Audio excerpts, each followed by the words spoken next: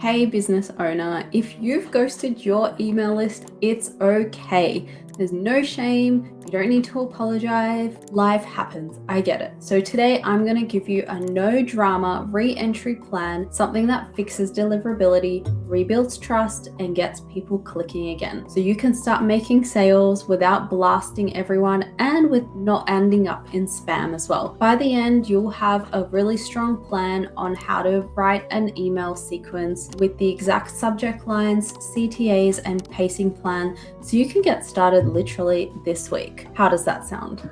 Let's warm this list back up. So first, what is a re-engagement flow? Here's a really simple version. A re-engagement flow is a short sequence of emails that does a few things. One, it boosts your sender reputations. So inboxes basically like you again. Two, it retrains subscribers to open and click your emails. Three, it reintroduces your voice and your value to your audience in case they've forgotten you since you haven't been emailing them for a little while. And four, it gets your subscribers to start buying from you again or booking in, depending on your business. It's not a one-off remember me email, it's a warm-up protocol. We start small, we prove the value, we add in some really great wins for the receiver, like some free guides or something that's worth opening the email and clicking, and we earn that attention back with one click at a time. Think about it like this. If you're going back to the gym after a break, you don't hit a really strong leg day with your maximum weights on day one.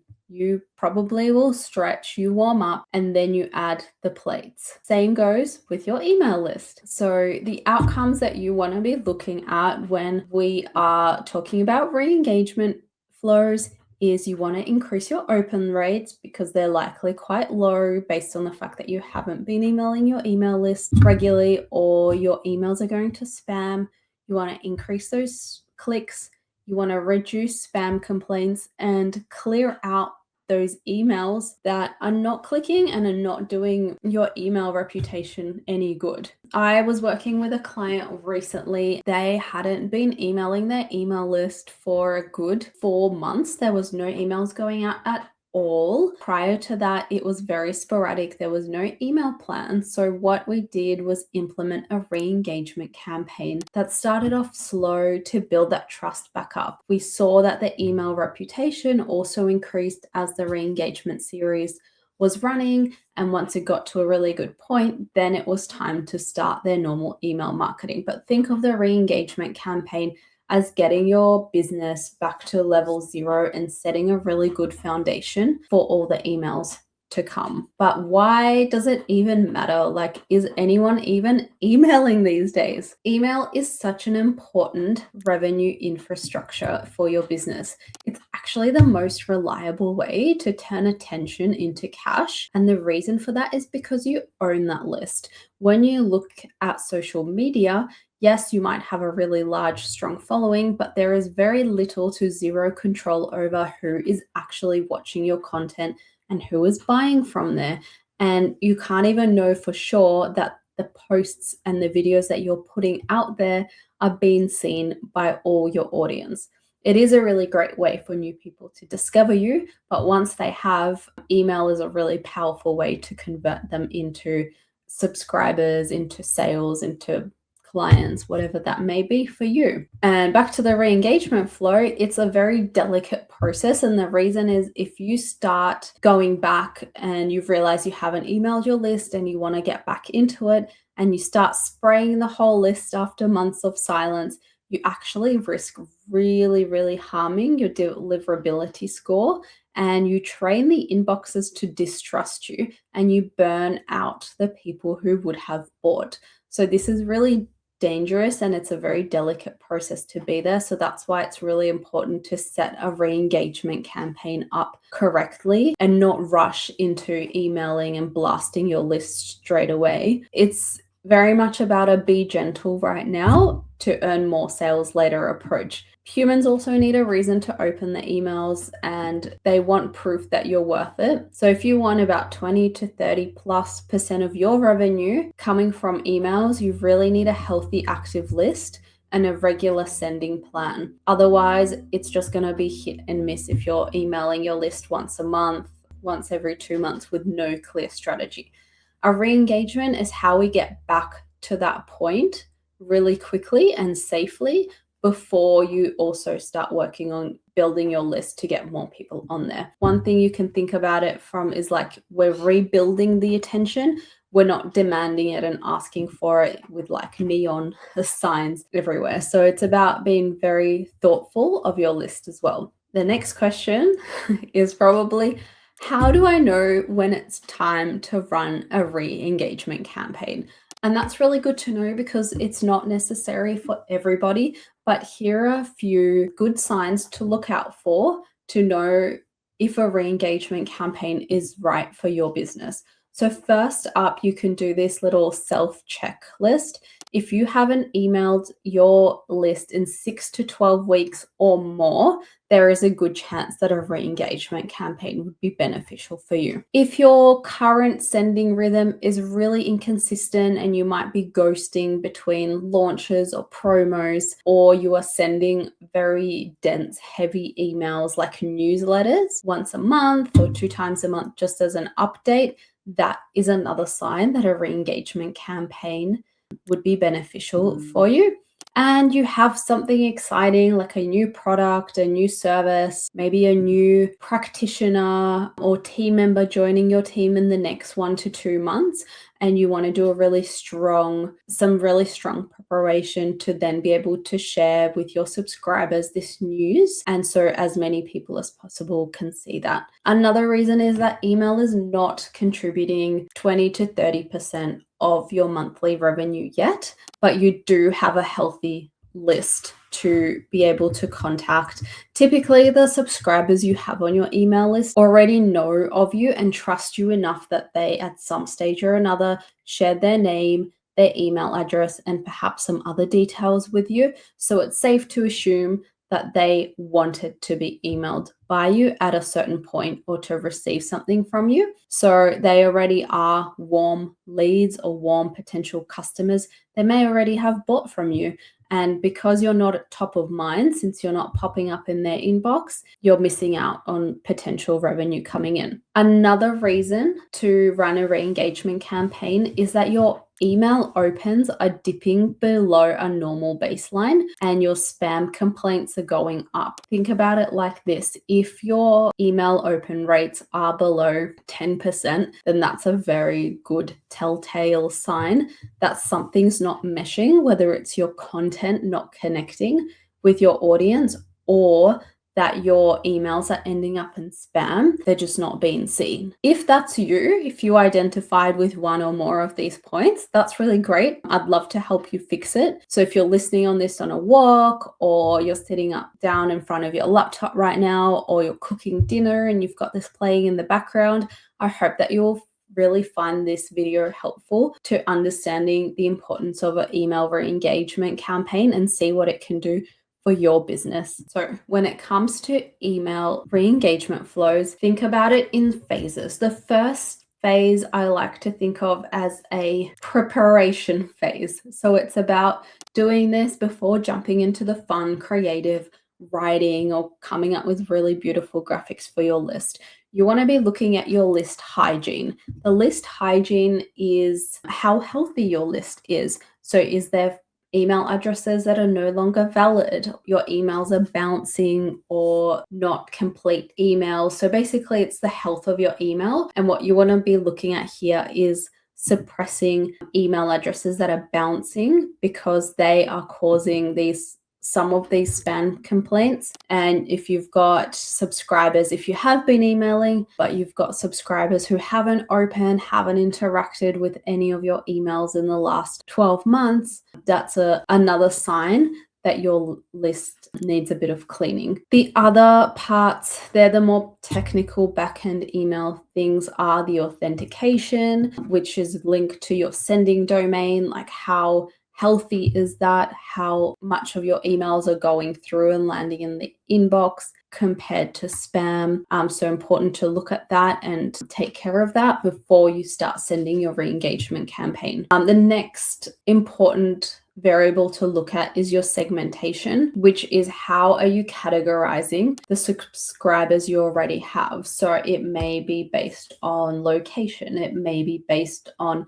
age, gender, it may be based on certain products that they've bought. So it's good to have your segmentation and your tagging done correctly. So then in the future, as you build out your email marketing and your flows get more complex, you can send them to the right people, and you can make sure that you're sending emails to people who are interested in them and not sending them emails that they're not. So that's a really important thing to get. And then as you're building your re-engagement flow, we want to be sending that flow first to the most engaged window of subscribers. So also looking at lists and segments based on how engaged somebody has been with your business. Once you finish cleaning out your list and making sure that your technical backend things are looking really good and healthy, it's time to audit what you've already got in your email marketing to check if there's any flows that are currently set up that are doing more harm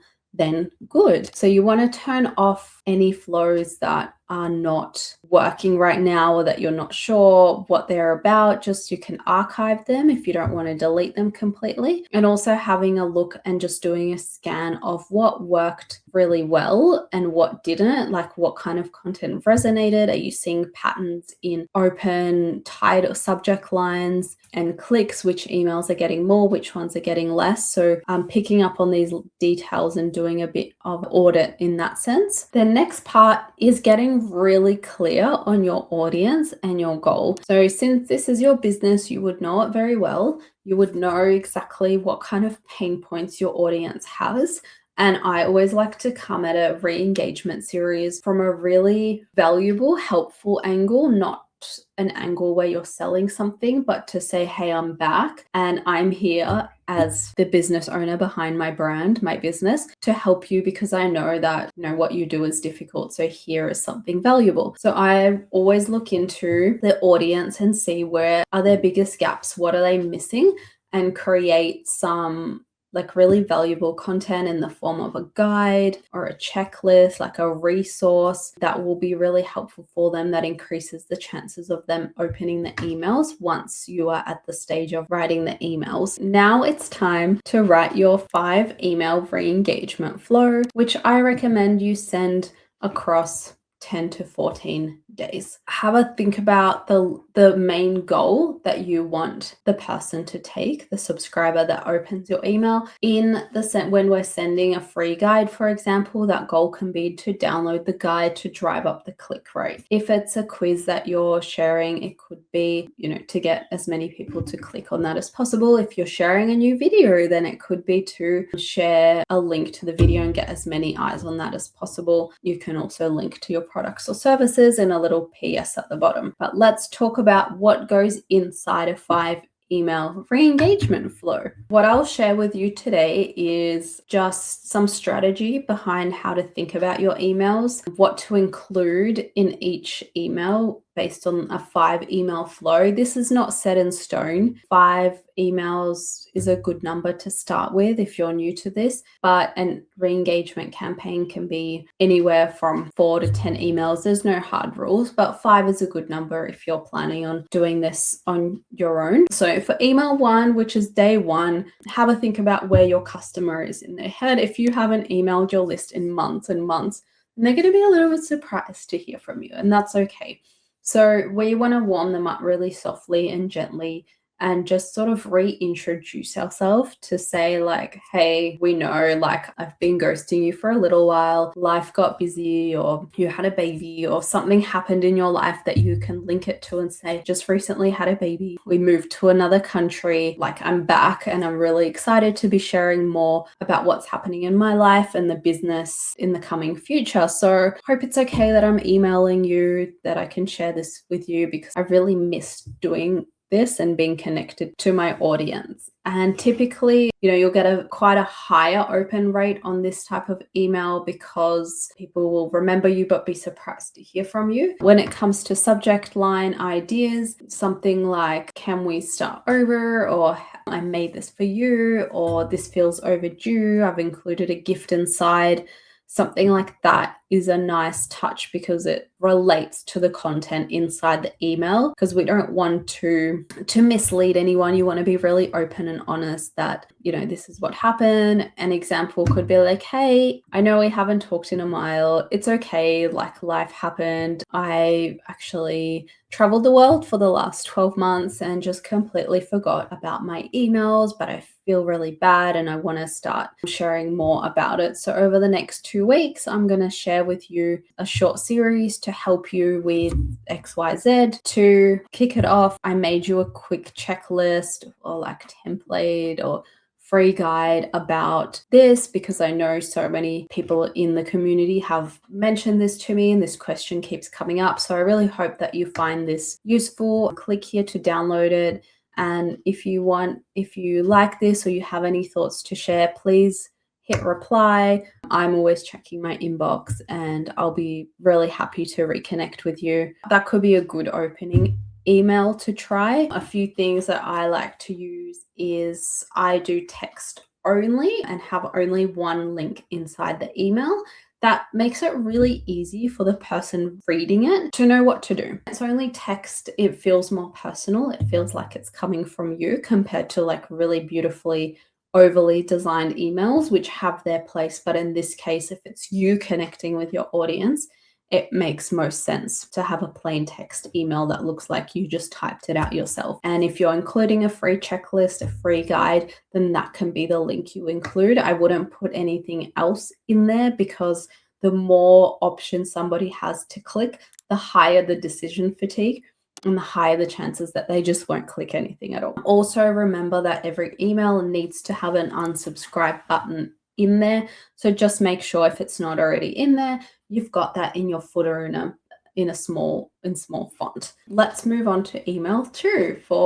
You can schedule that for day 3. Give people some breathing room. This can be like a story or a lesson that you've experienced, and the goal of this is to just really rebuild a connection and also demonstrate your authority with a little relatable story. And with the story, you can link it to the guide you already made to give it more context. It can be about something that happened in your business. It can be about the pain points that the person reading it is experiencing. Just think about what you would like to receive. Make it really helpful. We're not here to sell at this point. The sales will come naturally. Some really large orders coming in off the back of a re-engagement series, often from past customers, just because they forgot about you and they're remembering and they're like, oh, this is great. Make it really helpful, like an email that can stand alone and really teach the recipient. When it comes to links, in this one, you can also say, hey, did you miss the free guide about this from the last email? Here is a link for you.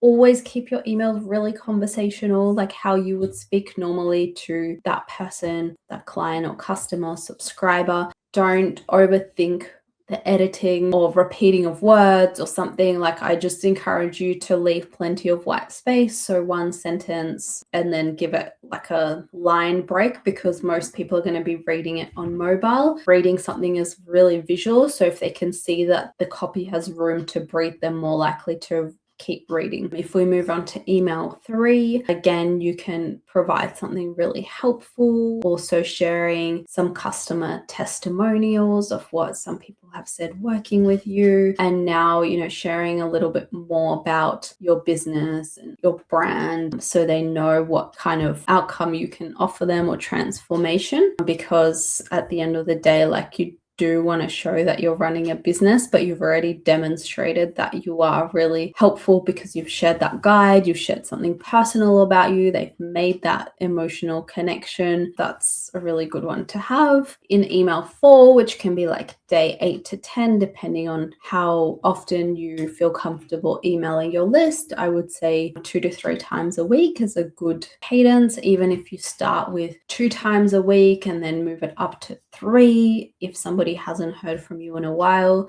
Again, this email is like really great to share a story in or proof, or just showing some really great results that you've gotten and starting to link in your products or services. Now that you've sent a few emails, I've interacted with it, it feels more natural to ask for the sale, so to speak. Again, I would say keep it text only. And also, since it is a re-engagement series, in the unsubscribe, if somebody like really doesn't want to receive your emails, you'd rather they unsubscribe. So A, you're not paying for them on your email list, and B, it's not dragging down your deliverability, open and click statistics. So give them the option to opt out if they want. That's the whole point in the re-engagement, to wake up the people that want to be there and to remove the ones who don't. In the email 5, the last email in the re-engagement series, your goal is to move your warm subscribers into your primary call to action, which is probably to buy something or to book something. You've already built a lot of trust and connection. So now is a good time to get a little bit more into the sales mode, and your emails have already done what they were supposed to, which is to wake up that sleepy list. So here I encourage you to go a little bit more promotional. If you are service-based, it could be like ready to fix this together, ? So a little bit more promotional, of 15% off your first purchase, free check, whatever that may be. Those are just some examples that I've used recently for clients. That's a good way to wake someone up who's already been looking or lurking, and to give them that like incentive to bite, adding a bit of urgency and scarcity in. So here you can be like really open and honest, something like, hey, if you've opened the last few emails, thank you. I hope it was helpful. This is for you. I'm offering a free email order for subscribers with an email list of over 5,000. I'll check your deliverability, your segments, and I'll give you a warm-up plan so you know what to fix first. This will take 20 minutes and you'll walk away with, for example, top 3 deliverability fixes, the exact segment to start with, and a 1-page plan of what to send to your list this week. If you would like that, click here to book. If you want to redeem that via email, just reply to this email and I'll book you in. If now's not the right time, that's totally fine. Keep the checklists I shared before and feel free to come back when you're ready. That could be a good email to send to more of a service-based business. If you are an e-commerce business, this is a good point to add in a coupon code, like a $10 off your purchase or 15% off your order. This is a good moment to do that. Don't underestimate the power of non-discount related promos. So something like free gift with your next purchase if you order in the next 48 hours, or a complimentary check on this for if you order in the next 48 hours. For example, been working with a print shop and we're offering a free artwork check. So that's really helpful for subscribers. And it could be anything. It could be like, hey, order within this and I'll give you a shout out in our social media. Just think about your customer. It always has to go back to that. What triggers them? What is important for them? What would be really helpful for them? And what works for one business owner will not necessarily work for another. So really sit down and do that research that I was encouraging you to do towards the start of the video. Now that you've got all your email content ready and you've got a plan of what should be in each re-engagement email, I'd love to share some copywriting tips for you that will help, like some little tricks and tactics I use myself to get really good open rates for my clients. We're looking at re-engagement series open rates of up to 75%, which is like really a really nice number to get to. So the main goal when you think about it is for the email to end up in the inbox, not in spam, which is why that back-end cleanse happened at the start. The next step to get over the line is for your subject line to be really appealing, to be open. And how do we do this? So if you look at your inbox now, you'll probably see a whole bunch of promotional emails that all sound the same, that are almost like shouting at you. They're in caps or they're in title case, and you just click delete on them. What emails do you actually open then? It's typically the ones that are coming from family and friends. And how do they write? They don't think too much about it. So often it's very short, kind of sporadic comments in the subject line. They might be replying to something, so you'll see the RE colon at the start of the email. It might be they're forwarding something to you, so you have the forward, the FWD, I believe, at the start. They're usually typing in lowercase because, you know, we are all trying to be very quick with our emails. So those are the types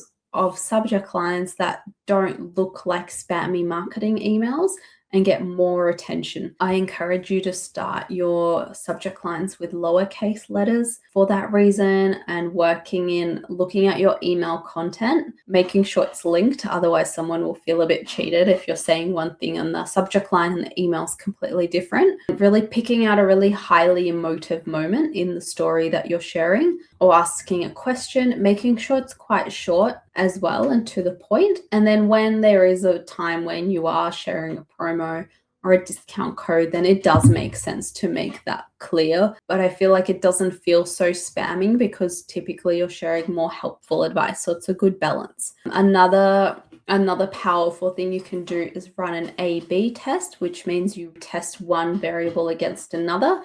So if you're putting in a subject line and a preview text, you can test two different subject lines and see which one performs better. And over time, you'll understand what kind of subject lines your audience reacts best to. And then after that, I've already mentioned making your content really clear, some light customization, like adding in a first name. But nowadays, most people know that this is automated.